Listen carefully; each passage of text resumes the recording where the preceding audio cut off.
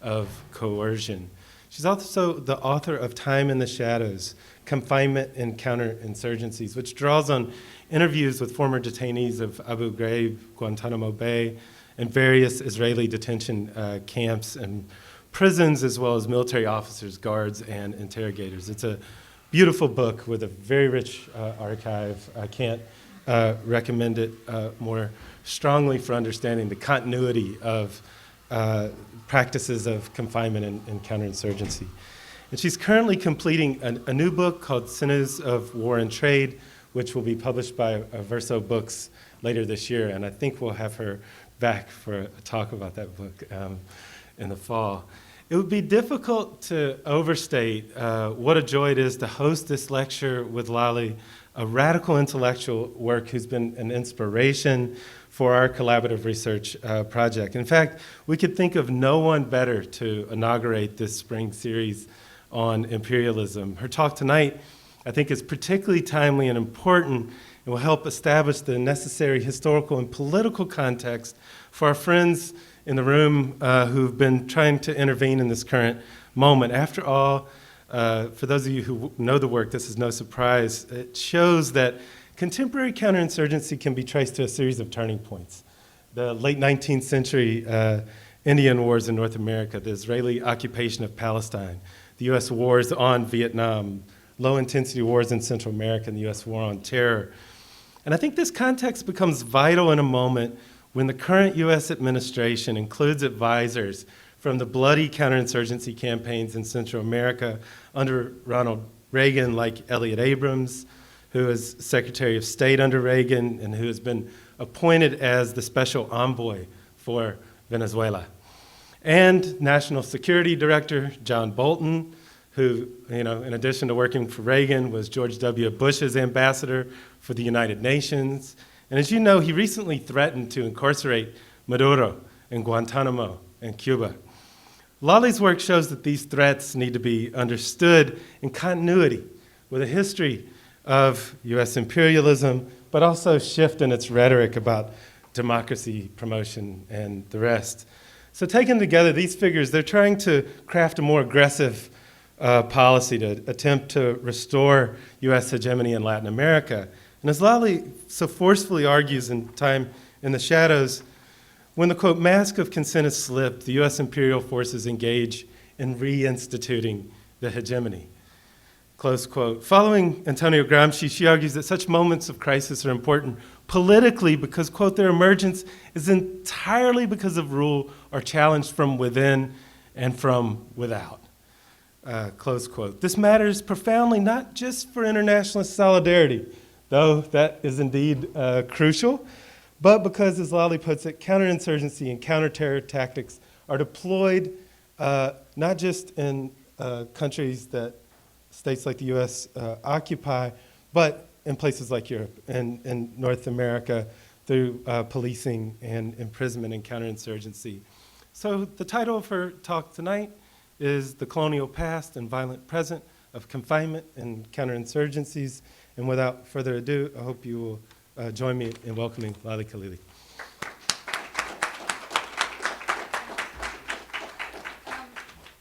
Hi, everyone.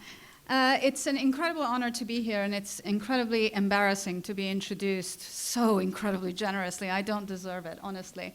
But I think the inspiration is definitely mutual, and the work that you and Manu and Christina have done in thinking about the way that these imperial formations actually travel through the globe, but also back into the US, is profoundly crucial in our understanding of politics here today. I also want to say thank you very much to the People's Forum. This is the coolest space ever. And with the music that was playing just before the event started, I actually felt like I was in Beirut, in one of those lefty bars in Beirut, which is just fabulous. And I mean that in the best way possible. Anybody who's been to those lefty bars in Beirut knows exactly what I'm talking about. But this place was also really amazing to me, because one of the places that I really loved in Beirut was a space set up by a number of radical younger queer feminists, a group called Nasawiye.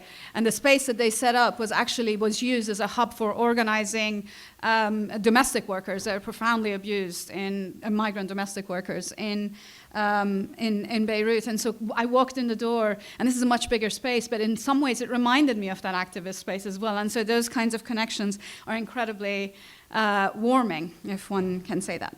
Okay, so what I want to do tonight is I want to talk about how liberal states, or at least states that profess to engaging in liberal counterinsurgencies, use incarceration and confinement as weapons of war. So I came to this project when I was finishing my first book about commemoration and memory in Palestinian refugee camps. And as I was finishing those interviews, the pictures from Abu Ghraib came out. And some of the people that I was interviewing had actually been detained in Israel before. And one of them in particular, who was a young activist who had been who'd been fighting alongside PFLP, recounted that he actually had been forced to strip, and he had been menaced with a German shepherd, which, if you recall, that famous image of Lindy England menacing a detainee covered in shit in Abu Ghraib, the German shepherd was quite significant. What was also interesting about this was that I actually started thinking about why German shepherds? Why is it that other kinds of dogs are not used? Why not a Rottweiler or a Doberman, which are just as terrifying? And the more I started reading about this, the more it became clear that there's actually a lineage to the use of German shepherds, including the use of them in the US South during the civil rights struggles, where they were used by the sheriffs and police forces in order to menace black prisoners. And the dogs were trained to actually distinguish black prisoners from others. Now, I was interested in this. Why is it that some methods of violence and coercion travel? And in part, Time in the Shadows emerged from that. And what I'm going to be talking about today is a kind of a distillation of what came out of that book. So I want to mention a series of different forms of incarceration or confinement that have become emblematic of counterinsurgencies that use confinement. These are Guantanamo Bay, or Abu Ghraib and its invisible cousins like Camp Nama or Camp Baka in Iraq. Or think of prisoner of war camps, but also, importantly, think of those spaces that we only think of as metaphors for incarceration, but which are both in design and lineage actually intended as carceral spaces. So, for example, Gaza. Everybody says Gaza is an open-air prison, but it literally is. And it's a walled and monitored enclave. And those kinds of enclaves exist not only in Gaza, but have existed historically in lots of other places.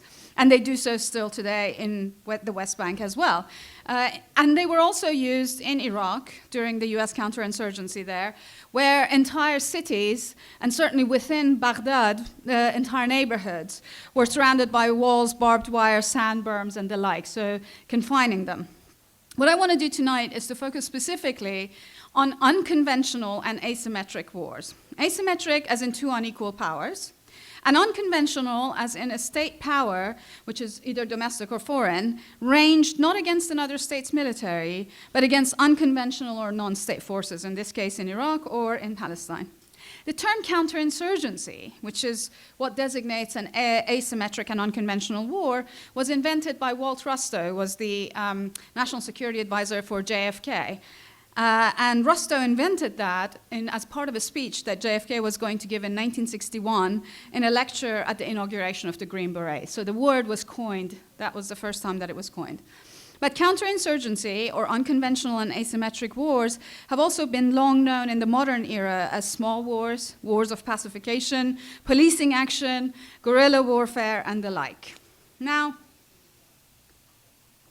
the central argument of my talk tonight is that over the course of the 20th century, large-scale political mobilization, both in the colonies and in the metropolises, along with struggles to bring fairness to legal regimes that regulate warfare, in other words, liberalism in war, have actually led to the rise of confinement and incarceration as central tactics of counterinsurgency. So in moments where the hegemony of imperial powers has been challenged, new modalities of discipline, which is confinement or incarceration, have been invented.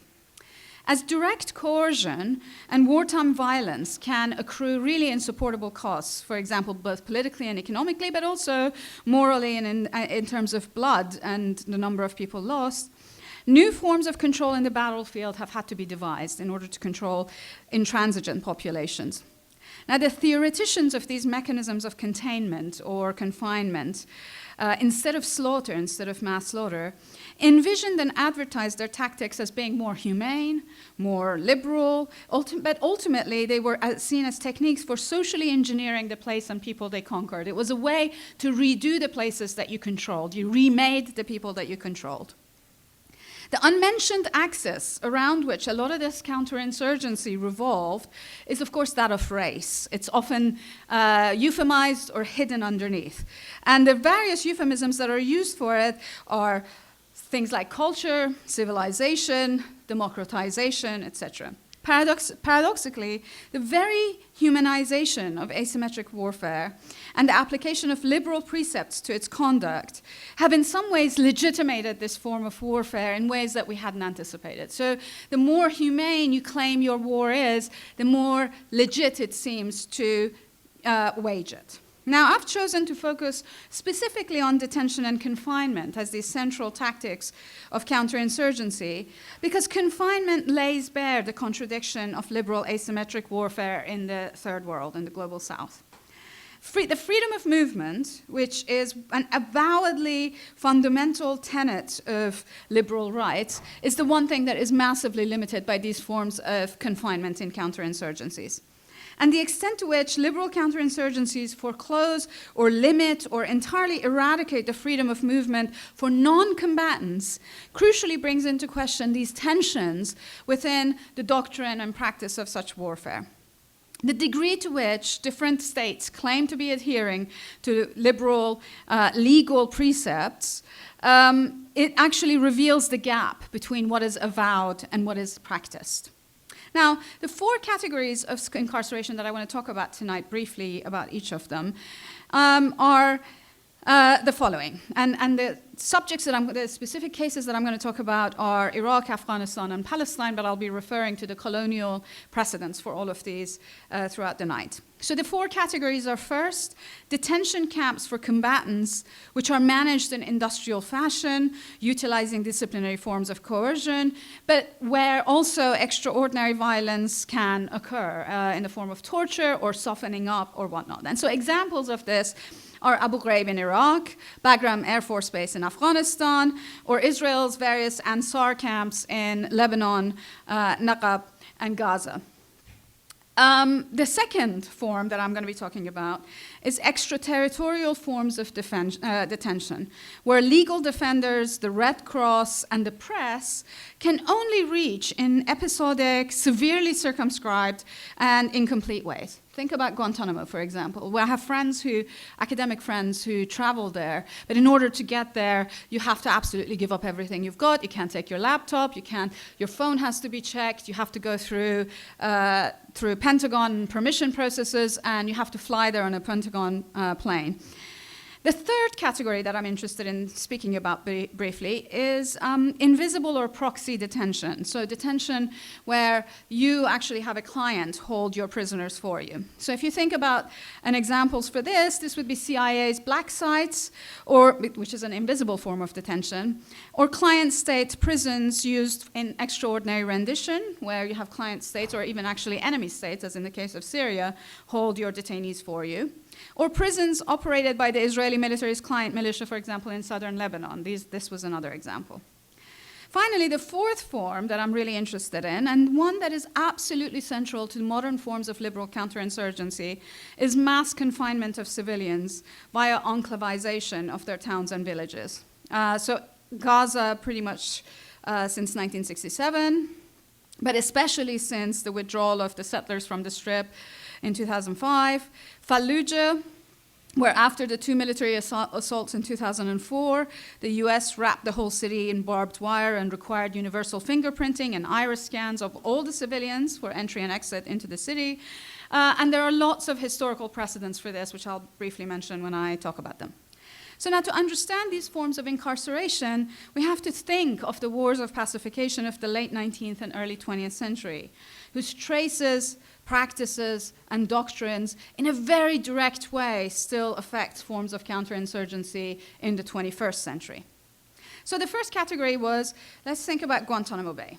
Now the origins of these kinds of extraterritorial prisons actually lies in the kinds of island prisons that imperial forces, that the European metropolitan powers had overseas. They obviously, because of their imperial reach, they could assign certain islands as detention centers. If anybody has seen the film Papillon, for example, you know that in the French used the island in the French New Guinea in Latin America as a place to hold prisoners.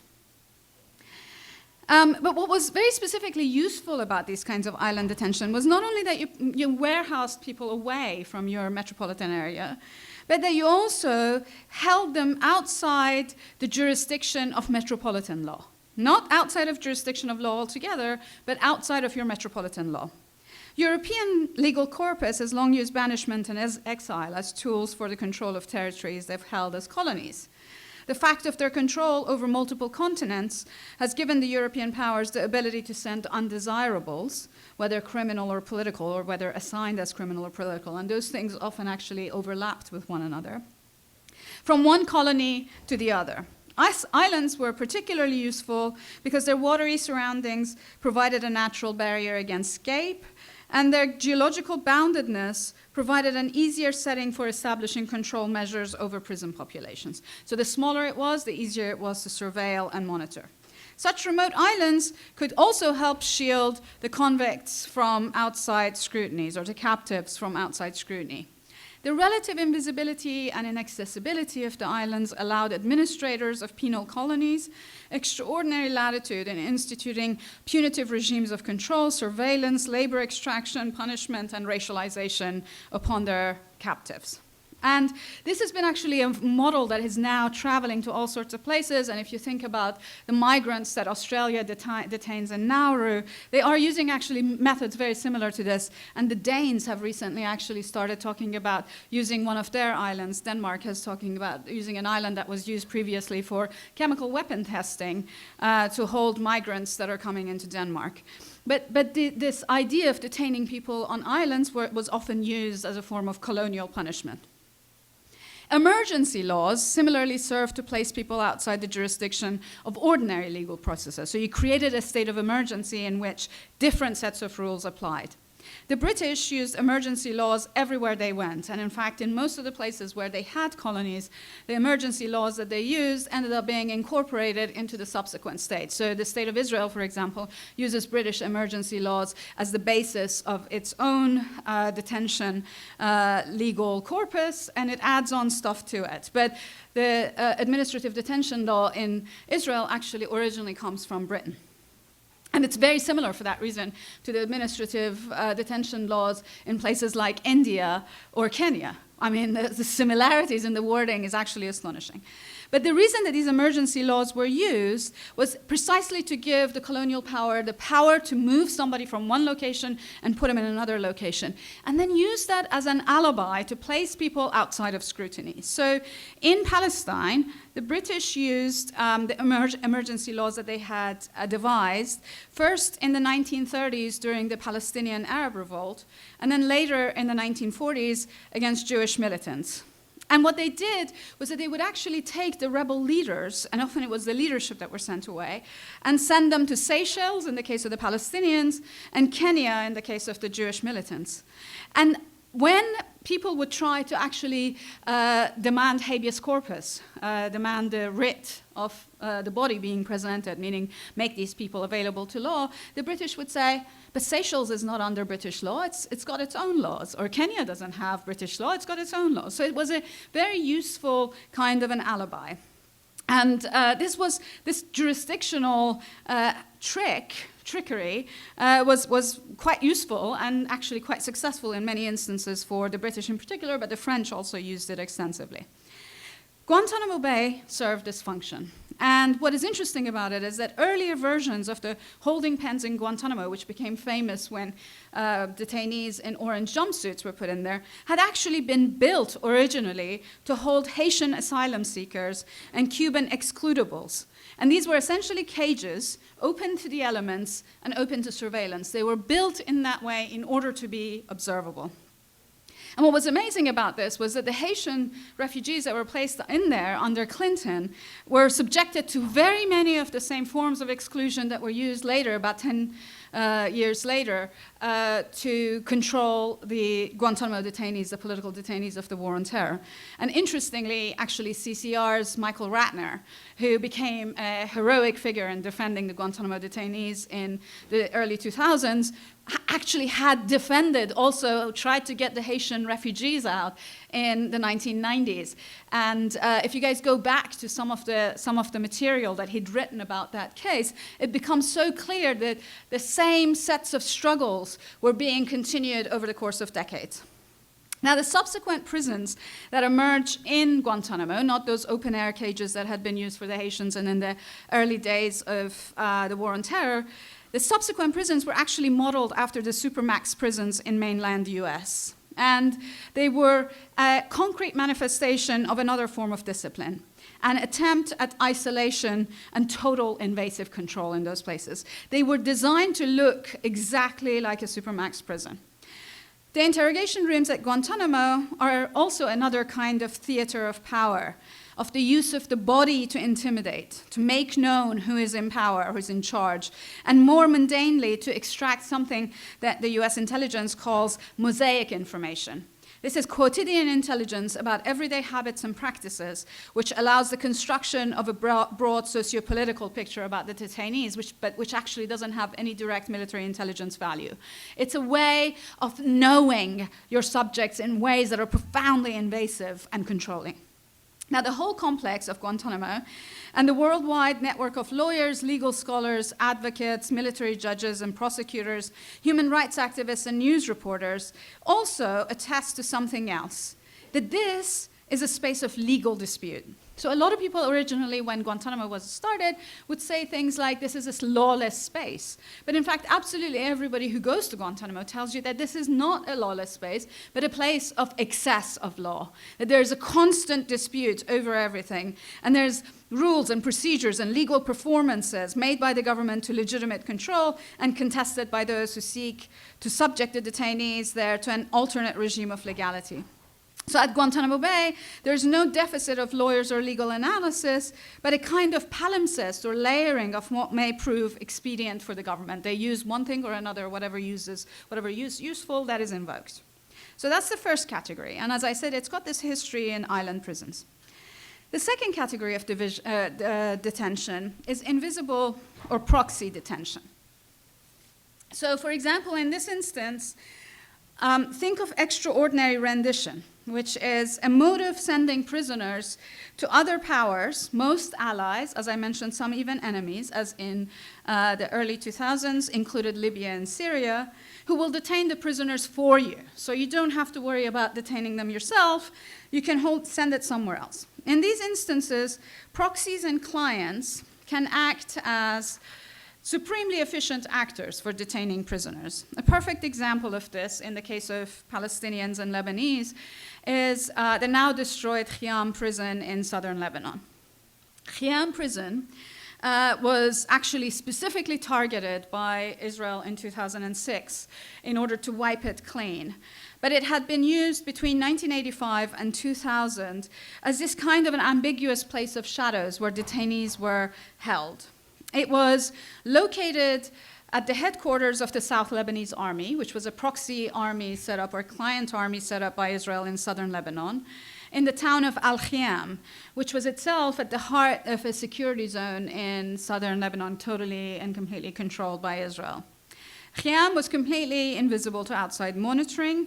The ICRC, the Red Cross, did not have permission to visit the detention center for the vast majority of its operational duration. And it was hidden in plain view in a jurisdictional and juridical no man's land, not quite a terra nullius, not quite like Guantanamo, but also not one in which the effective occupier Israel would claim as its own. So although Israel, for example, paid all the SLA guys' salary on a weekly basis, in both their own domestic cases brought to their own domestic courts, but also in international courts by others, including Amnesty International, they absolutely disavowed it. What was interesting, of course, was that the Israeli intelligence headquarters was in fact in Khiam itself. So there was this kind of a wink, wink, nudge, nudge element of, I will deny its knowledge, but you know that I'm running it, which is a very powerful modality of control.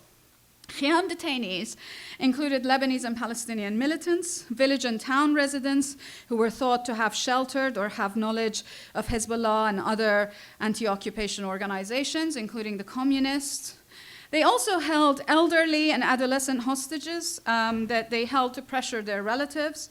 For example, there was a woman by the name of Rabah Sharur who was arrested at the age of 12, and she was detained there for 12 months. Soha Bishara, who had been a communist who had tried to assassinate the head of SLA, and her elderly mother and uncle were both held there. In essence, they were hostages that were held in this incredible situation. When I visited Khiam, shortly after it had been liberated, about a year after it had been liberated in 2001, and about 5 years before it was destroyed, it was an amazing place. It was one of the scariest places I have ever been to. And it's still, all of the cells smelled like shit and blood. It was a really horrendous place to live.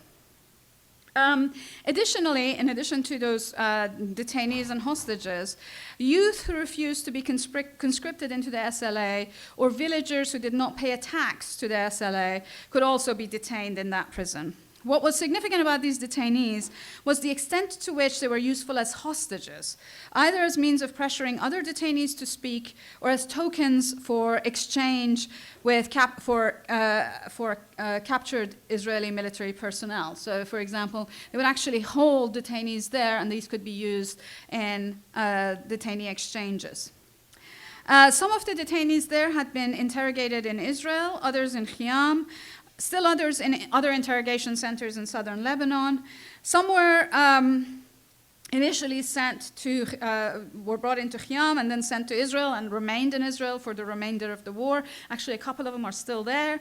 And Khiam was probably the most important node in the carceral complex that was built by Israel and SLA in the jurisdictionally complex territory that traversed the boundaries between Israel and its security zone in Lebanon. Because Khiam was run by the SLA, Israel could claim that it had no effective jurisdiction or control over it. And what is interesting is that several of the lawyers that actually defended Israel against various court cases brought to them are now various fellows in policy centers at Harvard and Yale. The Harvard and Yale tend to be a very good final destination for Israeli war criminals. But Israel is not the only power who uses this alibi provided by proxies to detain unwanted and troublesome insurgents in counterinsurgencies. It's actually not even the most egregious, despite the massive torture that it facilitated. That honor goes to the United States, whose asymmetric warfare in far-flung places have all too frequently depended on the existence of amenable proxies, both military and civilian, to provide plausible deniability when necessary. So the official operator, the one that actually got officially credit for it, of the Phoenix program in South Vietnam was ostensibly the South Vietnamese government. The Phoenix program was a program that was devised in order to detain what was called VCI. Does anybody know what VCI stands for? It stands for Viet Cong infrastructure. Do you know what that means? Civilians who supported the Viet Cong. So it wasn't even infrastructure, it wasn't even members, it was actually civilians who supported them. And the Phoenix program maintained the headcount of the VCI that was killed, and there's by some estimates, tens of thousands were killed or detained under the Phoenix program.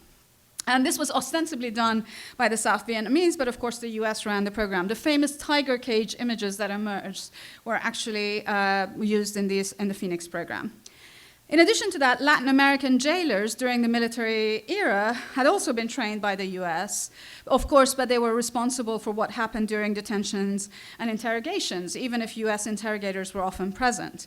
And this was really interesting because, of course, this practice started during the war on drugs, which was, if really we're looking for continuities, it was one method, the declaration of war on drugs, was one method for the US to project its power into Latin America, continued on with the war on terror. But the war on terror actually provided the broadest display of the use of proxies anywhere. Not only did the US military rely on foreign and domestic mercenaries and private military corporations, it really could not have operated in its covert and overt fighting in Iraq, Afghanistan, Yemen, Pakistan, Somalia, and elsewhere without the logistical support and the cover that the local regimes provided it. So there was always local collaboration with the forms of power that the US projected. A third category of detention is a lot more familiar. I mean, there are loads of Hollywood films about it. We've read memoirs about them, and those are the prisoner of war camps.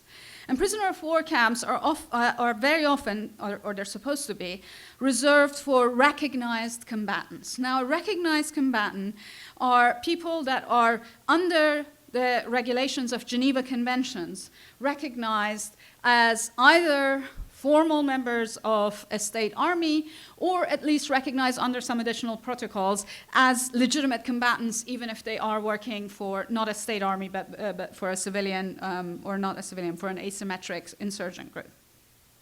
Historically, the purpose of the prisoner of war camps in conventional warfare, in like interstate warfare, has been to warehouse soldiers and officers in order to disable the enemy combatants from participation in combat, and the intent was not to rehabilitate or punish them. In fact, if a state obeys the Geneva Conventions in holding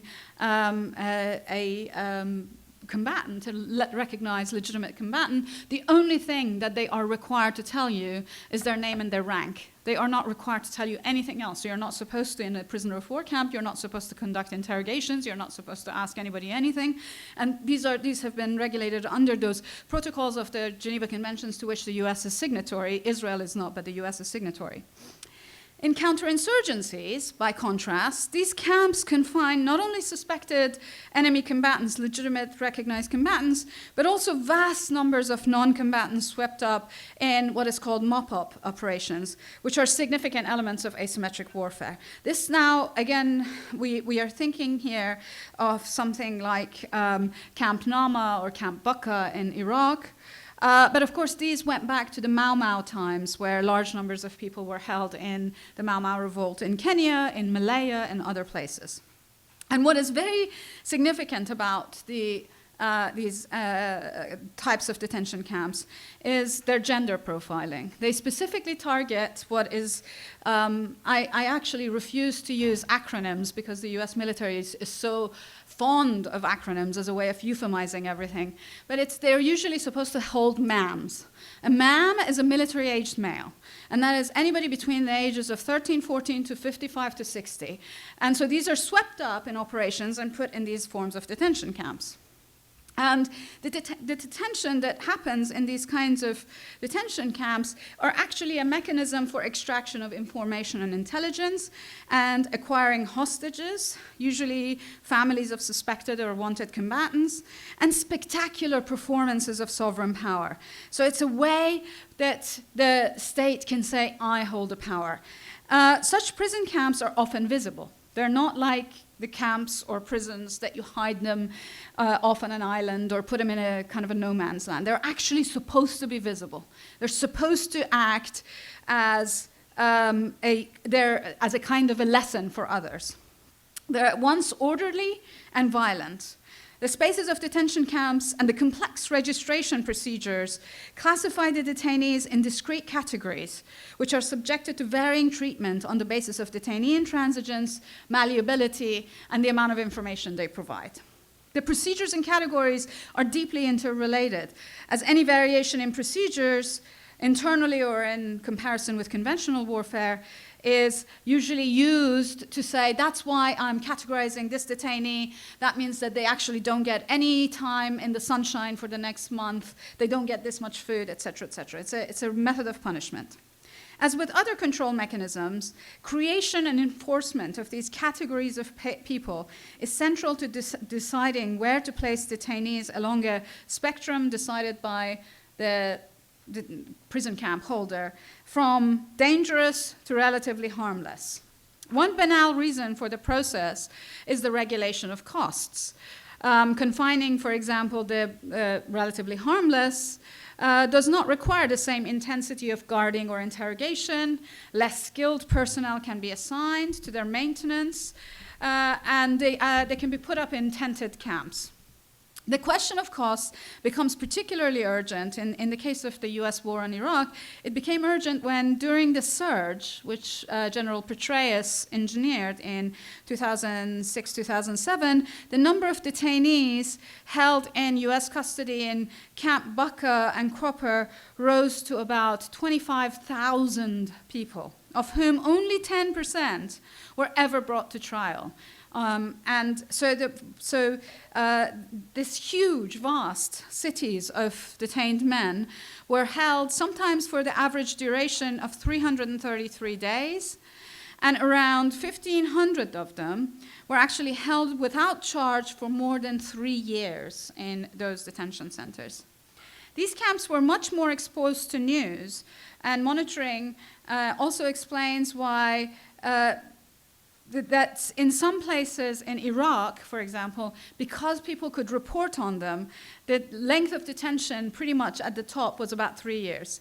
But in Bagram Air Force Base, which was not as visible to the news, some detainees were held for 6 to 7 years without charge.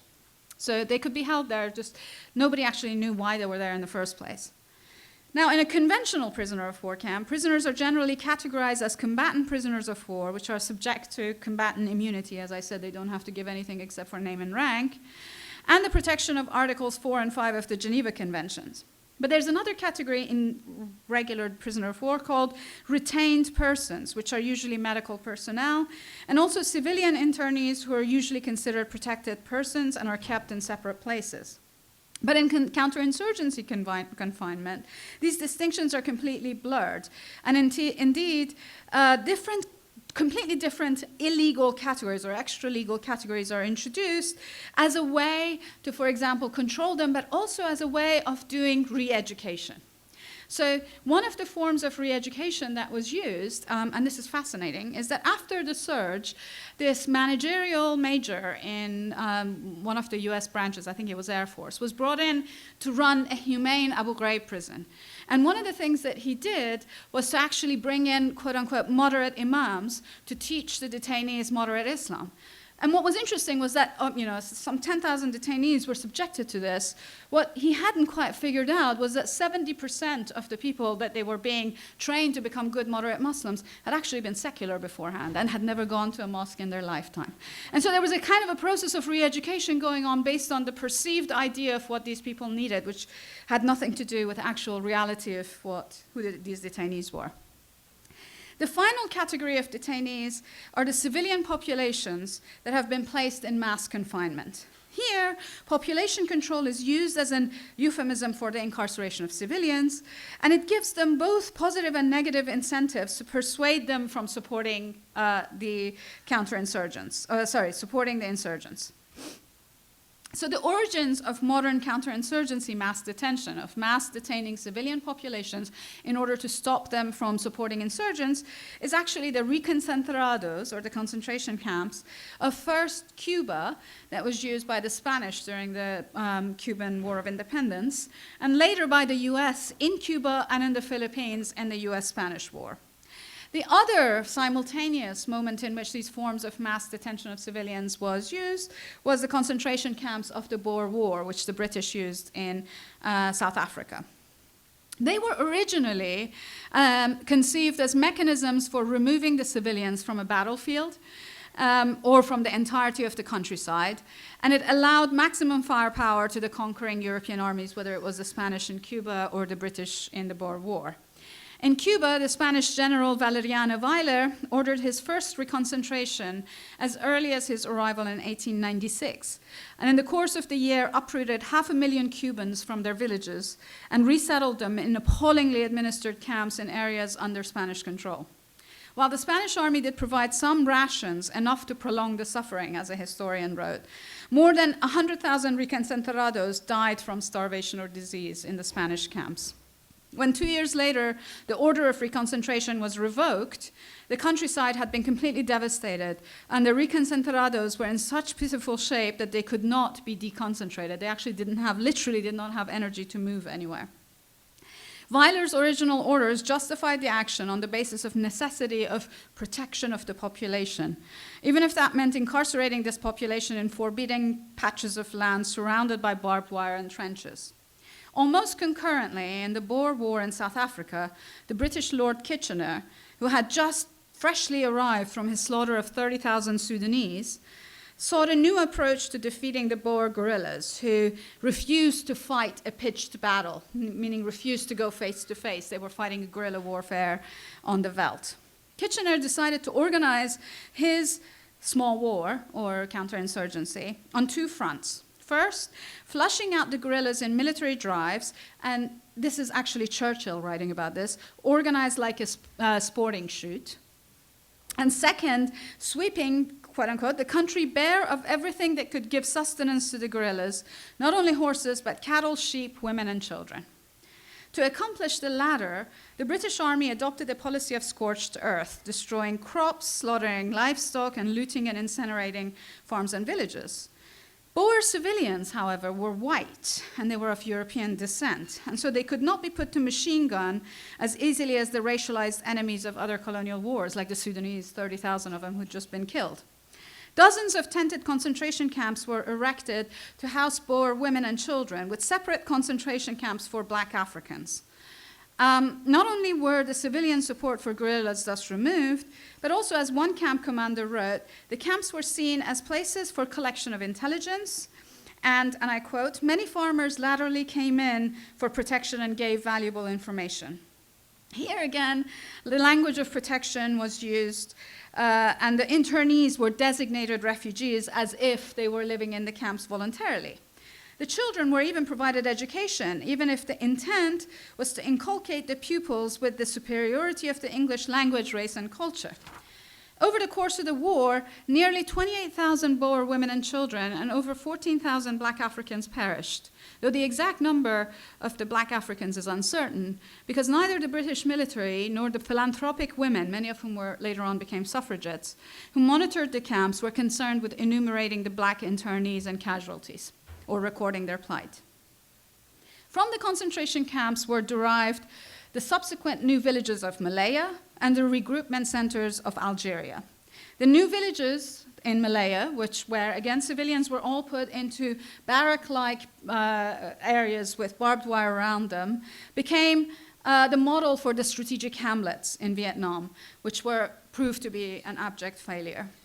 Now, in both Israeli and US counterinsurgency against civilians in the last few decades, unlike Malaya or Algeria, populations have not been resettled in some other location, but rather they have been held in situ where they were, and spatial restrictions and technologies were put around them. So instead of totally moving some people from their villages and putting them in a strategic hamlet or in a new village or in a concentration camp, you just take them where they are and you build the walls around them because you've got better technologies for construction and surveillance. Of course, there's a distinct difference between the US and Israel. While the ultimate aim of US counterinsurgency is to withdraw the army, leaving behind a chastened population and an allied or proxy regime, expansionism is, of course, the byword of Israeli settler colonial counterinsurgency. Hence, rather than the attempt to win over the loyalty of the population, the Israeli military tactics have followed the imperative for more land with fewer indigenous people on it and more expulsion and less population to control. Operationally, the biggest difference between the US and Israel is the character of the civilian extension to the military. While the Israeli process of counterinsurgency exists in a symbiotic relationship with settlers who act as paramilitaries while also maintaining their civilian status, the US uses civilian-led provincial reconstruction teams to circulate the humanitarian aspects of counterinsurgency. This civilianization allows the military plausible deniability, but it also diffuses and broadens techniques of control and spreads culpability to the largest number of people. Now, although Israeli settler colonialism is predicated on expulsion and carceral methods are used throughout, although it's predicated on expulsion, carceral methods are used throughout the occupied Palestinian territories via encirclement and enclavization of huge terrains. These methods have also become familiar from the US in Iraq. Like in Iraq and in Israel, Palestine, the carceral regime includes spatial confinement through walls and checkpoints, temporal coercion through closures and curfews, and extraordinarily strict and arbitrary administrative processes which at best hamper and at worst completely prohibit movement. The concentration of people within these enclaves also facilitates punitive operations, as we have seen in Gaza. And so one of these punitive operations is something called food control. So during the Malayan War, food control was used as a method of ensuring that the civilians that were being held in the new villages could not convey rice or any other rations or medicine to the insurgents, to the guerrillas. Food control in other contexts, also in the case, for example, of both Malaya and later of Vietnam, resulted in bombing of forest tracts with things like Agent Orange. And the use of Agent Orange was not only to deforest areas so that helicopter gunships could actually fire at people, but it was also used because those forest tracts were often used by guerrillas to grow rice and other kinds of food that they could have used for survival. And so the Agent Orange was intended as a means of cutting off food control. In the case of Gaza, as you probably know, there was a period during which the calorie that went in per person was counted. And the calorie count was intended to ensure that the Palestinians in Gaza got no more than what they needed to survive. It was, I think, about anywhere between 500 to 1,000 calories fewer than what World Health Organization enumerates for survival. Now, a series of recurring themes emerge out of the comparison of these forms of convention and forms of confinement. And they come to be profoundly important in shaping what is happening today in different kinds of counterinsurgency. Perhaps most striking among these themes is the idea that imperial policing should be humane, rather than, even though the practices are actually anything but. This constant seesawing between the idea of violently deterring civilians from supporting the insurgents, but also the notion that the civilians can somehow be persuaded to be brought over to our side if we give them good roads or clinics or whatnot, have been very central to this idea that some insurgents are worthy of more humane methods and others are not. Although the humane methods, as I said, tend to be extremely instrumental, and often actually there is a distance between what is avowed and what is practiced. And actually there are other instances where the humane methods are actually cover for something else. One of my favorite stories is that a couple of years into the US occupation, well, not occupation, conquest of Afghanistan in 2001, a group of neocon women had set up a bunch of clinics there specifically for women to be going to them. And, the idea sounds great. Of course you want to have women-only clinics. But Cheryl Barnard, who was one of the minds behind this, she is the wife of Laleh Khalili, later the US Viceroy to Afghanistan. She wrote a report for RAND Corporation in which she specifically said that these clinics worked wonderfully because the women that came to the clinic did not have their men with them, and therefore they could provide intelligence to the US without any worries about anybody seeing that they were providing intelligence. So on the one hand, this is supposed to be a humanitarian provision, and on the other hand, it's of course used as a modality of intelligence gathering. Another characteristic of liberal counterinsurgencies and what distinguishes them from, say, the Russians in Grozny, or in fact Syria in its own hinterland, is the claim of adherence to liberal principles and the invocation of law and legality structuring the conduct of war. And this often happens because of the differential good that they claim to be defending. So Russia in Grozny, or Syria in its hinterland, have claimed that they were defending their sovereignty, and therefore they had absolutely no requirement to adhere to any kind of international strictures on international warfare. Whereas in the case of the US or the previous colonial European counterinsurgencies in many of the other places, the aim is often some liberal good that is claimed that they're bringing, whether that's civilization, you're civilizing the savages, or you're bringing democracy today. And there's a claim that in order to do so, what you're doing is you're adhering to international laws. But of course, when these liberal wars take place in the context of colonialism, or the wars of decolonization, or neo-imperial forms of warfare, there are a lot of other characteristics that end up emerging. One of them is, as I said, is a reliance on local clients, because the local client can be brutal instead of you. They can do they can do all the violence, and you can claim that it's the local savages who are doing it, not us. So the dependence on local clients is enormously important in these forms of liberal warfare. The second that is quite important is, of course, as I said, the humanitarian discourse. We're bringing protection. We're trying to end the war, et cetera. We're supporting the refugees. But it's also, it's often supplemented with a language that insists on the urgency of civilizing or democratizing or modernizing or improving the people that you're conquering. That language of improvement and civilization is so prevalent. And so the tactics of violence that are used, they slide between a kind of exemplary forms of violence that are meant to teach people and more humane or developmental things like, as I said, a clinic or schools or roads. And of course, what is quite interesting is that often everything that is built in those forms is a dual-use social good anyway, because the road can also be used to convey your soldiers, et cetera, et cetera.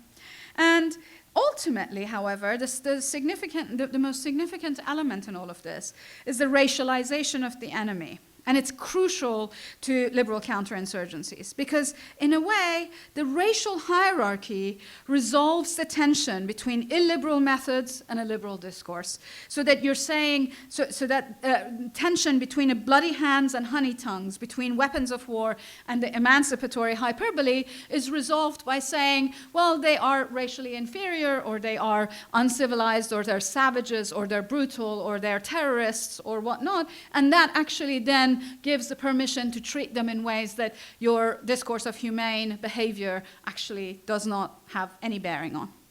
Finally, another recurring and related theme is the centrality of the population and the idea of counterinsurgency as either simultaneous or sequential application of military force and civil action. So it's not just about military. It's also completely and totally or about redoing the population, remaking the population, socially re-engineering the population that you're controlling.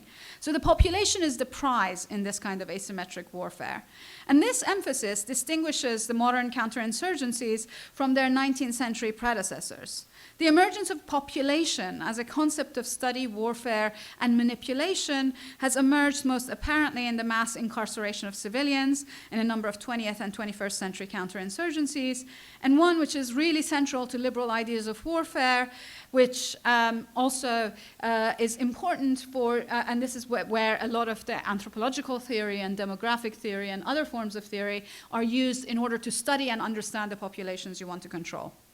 So if a population is an object of warfare and civic action, it has to be studied, categorized, and known. The vector of civilization and barbarity becomes very significant not only to determining who the counterinsurgency is fighting, whom the counterinsurgency is fighting, but also how to fight and what is permitted. Savages and barbarians, which are the legal categories used in the 19th century, are less subject to the grace of law and regulated warfare than a civilized adversary. An incredible example of this is the Hague Conventions, which were devised at the end of the 19th century to regulate warfare in the wake of the Crimean War. And one of the most fascinating elements of the Hague Conventions was that it bans the use of dum-dum bullets, which are bullets that were expanding bullets that could do massive damage to the body as they enter. In fact, they actually still are used in crowd control. But the Hague Conventions banned the use of dum-dum bullets in interstate European wars, but it retained their use in what it called police action in Asia and Africa. So those were savages, and they could be made subject to the use of these expanding bullets. By the way, expanding bullets are used in counter-terrorist action by police forces all around the world. So it's actually in the UK in 7/7/2005, when there were the attacks on the buses and subway, Jean-Charles de Menezes, who was a Brazilian guy who had nothing to do with anything, was shot down with 8 shots to the head by the police, by the London Metropolitan Police. And the bullets that were put in his brain were actually expanding bullets, dum-dum bullets. Anyway, so in this kind of racialization, the racialization of the native is so prevalent in the discourse of liberal counterinsurgency that it even emerges when, for example, an imperial force is looking for a local ally. These allies are needed to bear the brunt of the fighting or continue it after the metropolitan force leaves, and they're needed to present the indigenous face of the counterinsurgency to both local and international publics. But despite their centrality to this type of asymmetric war, they themselves, even the clients, are subjected to the same racialization. So indeed, the savagery of a proxy army can act both as an alibi for the metropolitan army and as a tool of warfare on which it depends. Finally, the standard of civilization, this division between the civilized and the barbarian or the savage, the terrorist, also comes to be important in weaving the legitimating discourse around asymmetric warfare. Because a war that brings with it civilization, liberation, emancipation, democracy is much easier to sell to a public that might be otherwise skeptical about its costs. In all of this, in this kind of warfare, incarceration is seen as more humane, more liberal, more legal, less destructive than the mass slaughter.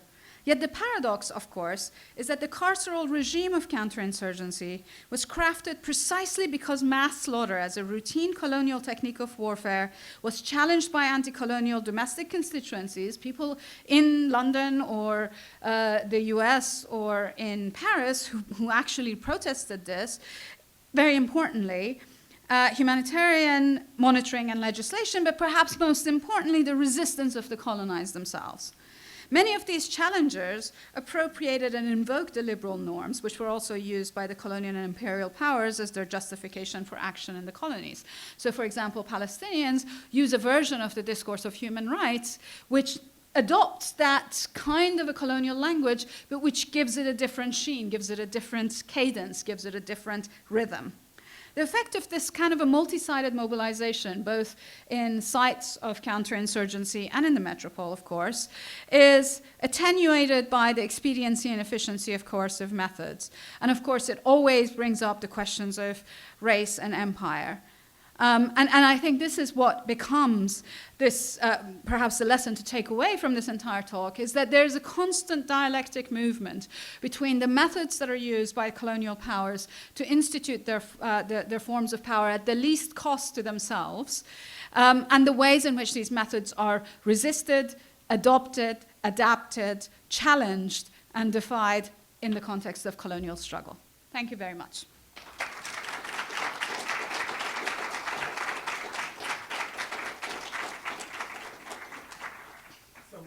Time for a few questions, and I'm presuming you can. I'll be very happy to, yeah.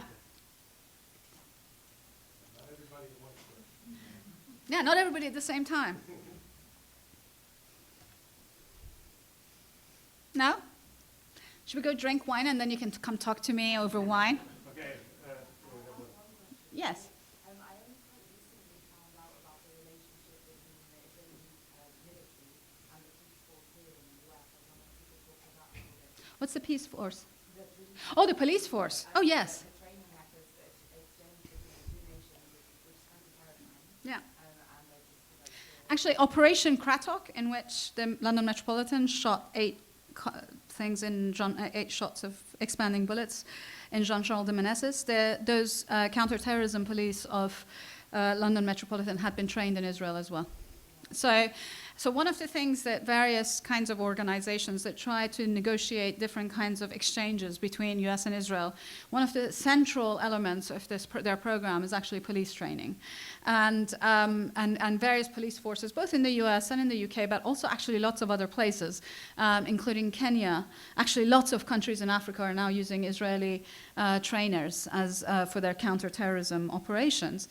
And it's a very useful method for weaving together networks, a coercive networks across the world. I mean, there are long histories of this. The School of Americas, for example, in the US, created these kinds of coercive networks across Latin America, for example. But the US also had police training that ran out of Washington, D.C., in which they trained lots of police forces from the Middle East and elsewhere. And this actually goes back to 1950s and 60s. So there's quite a long history of these forms of transnational, global, international coercive mechanisms. And one of the things that the State of Israel has been doing much more recently is to actually locate itself as a kind of a hub of training and information for not only the training of police action, but also for kinds of surveillance technologies and policing coercive technologies. And what's fascinating about this is that it actually, it's a major source of business for them. A lot of the coercive technologies are produced by companies that were incubated by the IDF, by the Israeli military. And in many instances, these technologies are actually then supported by, let's say, venture capitalists from California and elsewhere that see in them as a very good source of money making. And then these technologies travel in all sorts of places. For example, Elbit Systems, which produced a lot of the monitoring and surveillance mechanisms and technologies for the wall, for the separation wall in Israel-Palestine, is also a company that has put forward bids to produce that wall between the US and Mexico. So these kinds of coercive collaborations have long existed, and Israel is now a central node of it, but those kinds of collaborations, Rand Corporation, which I briefly mentioned in the context of Afghanistan, was in the 1960s a hub for transmission of information, counterinsurgency and policing information, actually, between the US and Philippines, its allies in Southeast Asia, France, and Britain. And a lot of the theorists of counterinsurgency from France and Britain would come to Rand and would teach Americans how to go and fight war in Vietnam. And those methods were then transported. Rand was actually crucial to this also, were transported into domestic urban warfare. And so in the 1990s, if you go, Rand's publications are all available for free on their website, and I highly recommend going and looking at them because they've digitized all of their back catalog. And in the 1990s, they produced this vast corpus of stuff on urban warfare or military, what is it called? Military operations on an urban terrain, MOUT. And that information, so it's one of the most fascinating pieces in there, was different countries that were named. So Grozny was one of them, Gaza was another one, I don't know, and different kinds of countries where the US or Israelis or their allies, Belfast was another one, and then Los Angeles was one of them. So, and gang warfare was seen to be a very good subject for counterinsurgency. So there's this kind of a overlap between domestic policing and counterinsurgency, which actually Jordan is the person to talk about, because he's the king of knowledge when it comes to that. Yeah. Yeah, thank you so much. In your talk, you focused a lot on liberal states, but a lot of these same tactics you see with illiberal states. Yes. Right? So, for example, Saudi Arabia targeting agriculture in Yemen, but also being the biggest provider of humanitarian aid, or post-colonial authoritarian states borrowing from colonial techniques of policing. So I was wondering, what is it about liberalism itself that you're focusing on? Are you pointing out the shortfalls of what it avows and then doesn't deliver on, or is there something about liberalism that produces what you're talking about? Brilliant question. So there are distinctions. So I think that Saudi Arabia is not necessarily a liberal state because it doesn't claim to adhere to any kind of international conventions. It does provide some aid, but even that aid, its delivery is attenuated, and it's actually a means of controlling local allies rather than anything else. There are real distinctions between the way that somebody like Russia fought in Chechnya in the 1990s and the way that the US fought in Iraq. And the real distinctions were that there were actually no limits to Russian violence in Chechnya. In the case of the US, however, there was some, and in part it was because Russia claimed to have sovereignty over Chechnya. It had sovereign power, and therefore it could just do whatever it wanted to. Who was going to intervene in their own domestic affairs? Whereas in the case of the invocation of liberal norms, it is often actually a foreign power, often a European one, that claims to be adhering to a set of humanitarian norms or to international humanitarian laws, and it then has to, in some ways, at least present its wars as more humane. Now, the reason that I think that this is important is twofold. One, because many of us live in countries in which our governments are involved in this form of warfare. And so there is a pretty good tactic of activism, I think, that when they make this claim that they're adhering to these laws, they can be held to account over that. So that's the first reason. But the second reason is precisely what I started with, which is that in many instances, if you dress a pig in lipstick, then maybe you can actually sell it as something better than what it is. So if you actually take your war and say it's a humane war, and what you're going to do is you're going to be rescuing those poor put upon people that are under authoritarian control of the brutal Saddam regime, then the chances are that you're going to be able to much better sell your war to your audience back home, but also to international audiences and allies and whatnot, in order to be able to wage the war with their support and without intervention from others and with your public support. And I think that ability to call your war liberal actually makes it much more sellable. And I think that that's a really quite dangerous element about it. This is not a new argument, actually. There are lots of thinkers from the 1970s onwards that have made the argument that sometimes if you imagine that your war is more humane, less lethal, less deadly, then it's going to be one that is easier to justify. And so I think that's what I'm trying to point to. It's not just a hypocrisy. We know that states are hypocritical, but it's also the fact that it makes it an more easily sellable war. And to other countries as well. I mean, that's quite important. Trump is an interesting development because one of the things that he seems to want to do is to dismantle the international institutions that have done nothing but benefit the US over the course of the last 50, 60 years. And I'm not entirely sure what he thinks. He thinks that I think the US can wage war through force only and no hegemonic mechanisms. And that's slightly different than what we have seen in other instances. Even the Bush administration paid lip service, brought its poodle, Tony Blair, to justify the war with his nice English accent. But by and large, US governments, again and again and again, have sought some form of legitimacy from international communities in order for them to do all the illegal shit they've done.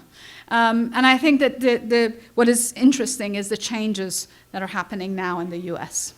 Yeah.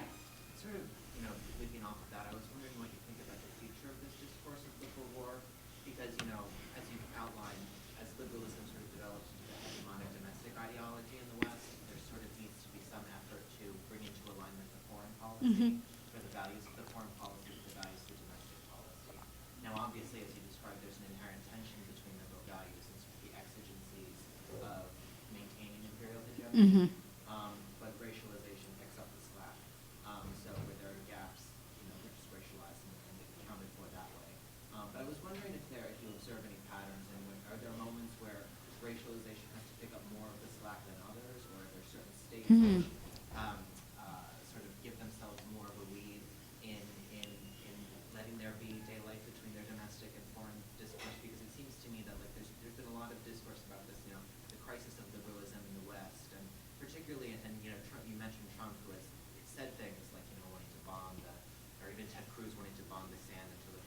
like that. And particularly in the context of like potential mass migration as a result of climate change, like if there's going to, it seems to me there's a lot of potential for the liberal discourse to break down and for there to be advocates of increasing degrees of racialization and Yeah. increasing latitude. I think that's absolutely right. And actually, under Obama, you didn't even have to have the racialization because there was a very clear, the Obama administration could go on ahead and do whatever it wanted to overseas. It did use a liberal discourse of, R2P, the responsibility to protect in order to attack Libya and other locations. But there was the discourse of racialization I suppose responsibility to protect emerges out of that, but it doesn't directly talk about racializing other populations in need of rescue. But it also seems to me that, as you say, over the course of the last, I'd say, 10, 15 years, really since 2001, there's been not only an acceleration in counterinsurgency wars and asymmetric warfare in lots of places, but also the exportation of the discourse of terrorism, which is then used by absolutely everybody and their grandmother as a justification for what they do in their hinterland. Everybody from Syria to China, which is now detaining people in mass numbers in the Uyghur areas, Xinjiang and other places, and of course with the massive use of this form of violence against migrants. So it is interesting that the modularization of discourse of confinement serves all of these different functions in all of these different moments, and racialization runs underneath the whole thing, and sometimes it comes to the surface very clearly, as it does with the discourse against the migrants, or discourse against the terrorists in China and other places, but it doesn't always have to. One more. Yeah. Is there any tension in terms of sites of confinement becoming sites of resistance? Huge amounts. Thinking of Long Kesh in Northern Ireland. Yes. Became a kind of symbolic and a very real site of resistance. Absolutely. Long Kesh is enormously important. Another H block, which was in Turkey, which where all the Kurdish and communist detainees were held in the 1990s, was another site of... There's a wonderful political theorist, Banu Bargu, who's written a book called Starve and Immolate, which is about their sites of resistance there. But in all of those prison instances, there has to be... There often is a form of violence against the prisoners' own bodies as a mode of resistance. So there's a degree of sacrifice that is required, self-sacrifice that's required, that is pretty horrifying to behold. One can even see that in places like Nauru and other migrant detention centers where lots of detainees, for example, sew their own eyelids in their mouths, and it becomes a form of performative resistance. But there are clear limits to that. They end up becoming the basis of subsequent mythology, and they become quite important as forms of trying to transform this. But on the other hand, they're not always necessarily successful. So one of the interesting things that has emerged out of this, out of actually Long Kesh, was that one of the things that all of the detainees in Long Kesh were actually struggling for was to remain both in dormitory settings, so be separated from what they claim to be criminal prisoners, but also to maintain their own clothes rather than be dressed in prison, in prison garb.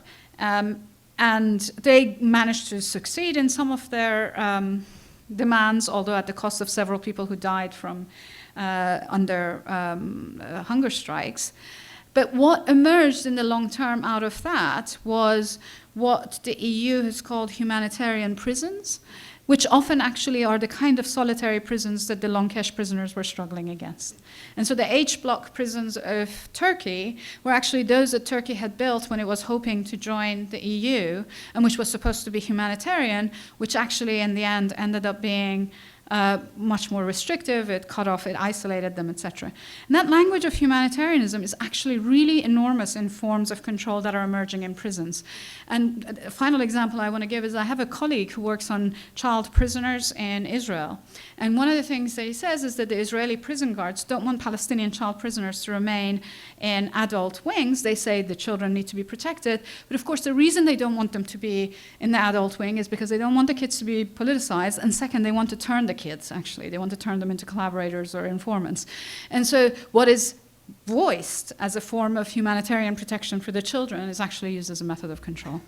And there's resistances to this, but there are clear limits to how much a prisoner can resist and at what cost. Well, can everyone join me in thanking Laleh?